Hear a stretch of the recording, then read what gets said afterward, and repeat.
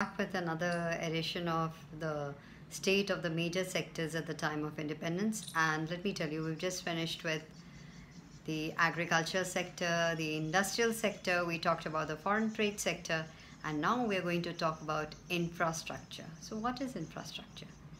It is a basic support system without which the economic activity cannot, or the production really cannot go on smoothly. So if you're talking about factories which are set up, you need power. If you're talking about the man behind the machine, he has to be skilled. So he needs to be skilled, educated, and he has to be healthy. So health facilities. So all this is studied under what is known as infrastructure. So here, while I go on, please see what have I just noted down. So this is, in fact, infrastructure. What does it tell you? क्या होता है? ये होते हैं facilities जो होती हैं which are available for economic and social development of an economy. So basic infrastructure was there during the British rule. For example, in the form of roads, railways, ports, water transport, telegraph, post and telegraph. But what was the motive? Now the motive behind the development was to serve their own interest here. It was not about providing basic amenities to the people. Now let's take the example of roads.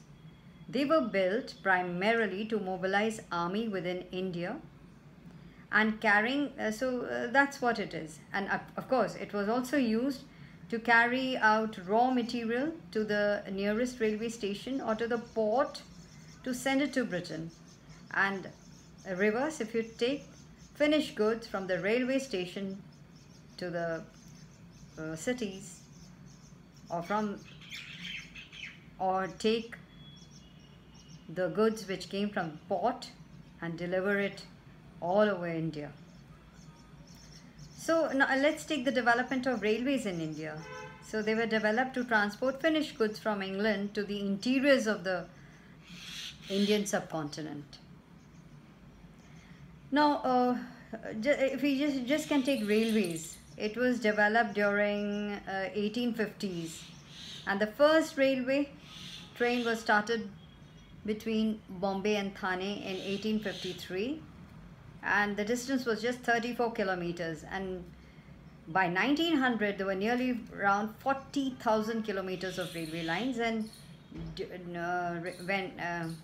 during the time of independence, the total railway length was like 50,100 kilometers, out of which the Indian side got 39,300 kilometers and the rest went to Pakistan. So railways helped in industrialization. Then it enabled people to move from one region to another. So I think even the war of independence that went on was because of this railways. It became possible for people to integrate with the different regions of the country. And of course, it also encouraged commercialization of Indian agriculture. So the self-sufficiency of the Indian villages, or with the village economy, was broken.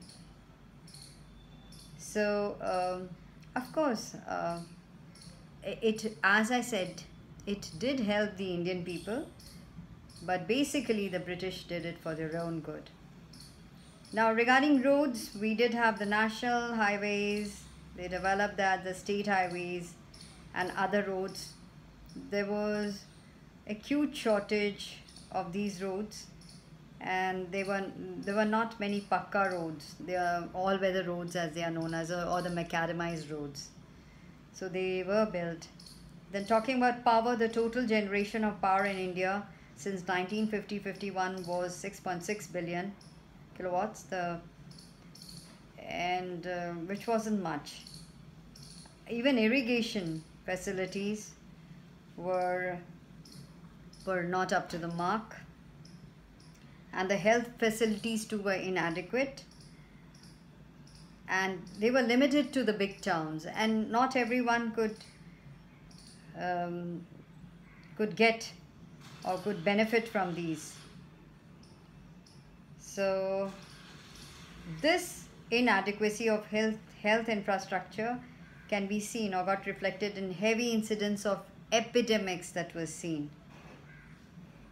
And one could see that reflected in the what is known as the demographic profile of India: high mortality rate and infant mortality and high death rate, birth rate, and of course because of the widespread poverty.